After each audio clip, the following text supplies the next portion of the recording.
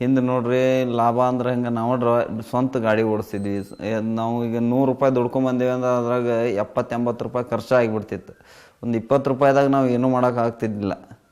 ಈಗ ನಾವು ಸ್ವಂತ ಓಡಿಸೇವಿ ಅಂದ್ರೆ ಒಂದು 50% ನಮಗೆ ಬೇಕು. 100ಕ್ಕೆ 50% ಉಳ್ದಾಗನ ಅದು ನಾವು ಸ್ವಂತ, ಯಾಕಂದ್ರೆ ಸ್ವಂತ ಡ್ರೈವಿಂಗ್ ಮಾಡ್ತೀವಿ, ಡ್ರೈವರ್ಗೆ ಹಚ್ಚಿಲ್ಲ. ಇಷ್ಟೆಲ್ಲ ಮಾಡಿದ್ಮೇಲೆ ಏನಾಯ್ತು, ಈಗ ಸರಳ ವಾಸ್ತು ಮಾಡಿದ್ಮೇಲೆ ಬೇರೆ ಡ್ರೈವರ್ಗೆ ಇಟ್ವಿ, ಒಂದು 50% ಉಳಿ ಆಗತ್ತೈತಿ, ಚಲೋ ಐತಿ. ನಮ್ಗೆ ಸರಳ ವಾಸ್ತು ಮಾಡಿಂದ ಲಾಭ ಆಗತ್ತೈತಿ. ಅವಾಗ ಹಾಕಿದ್ದಿಲ್ಲ ರೀ, ಈಗೆಲ್ಲ ಕರೆಕ್ಟ್ ಐತ್ರಿ. ಈಗೇನು ಬಿಸ್ನೆಸ್ ಅಂದ್ರೆ ಅವಾಗಿನಕ್ಕಿಂತ ಈಗ ಭಾಳ ಇಂಪ್ರೂವ್ಮೆಂಟ್ ಆಗೇವಿ. ಈಗ ಮೊದಲ ಲಾರಿ ನಾವು ತೊಗೊಂಡಾಗ ನಾವು ಸ್ವಂತ ನಡೆಸೇವಿ ಅಂದ್ರೂ ಏನು ಉತ್ಪನ್ನ, ಏನು ಲಾಭ ಬರ್ತಿದ್ದಿಲ್ಲ, ಅಷ್ಟು ಕಷ್ಟ ಬರ್ತಿತ್ತು. ಈಗ ನಾವು ಸರಳ ವಾಸ್ತು ಮಾಡಿದ್ಮೇಲೆ ಡ್ರೈವರ್ನ ಇಟ್ಕೊಂಡೇವಿ.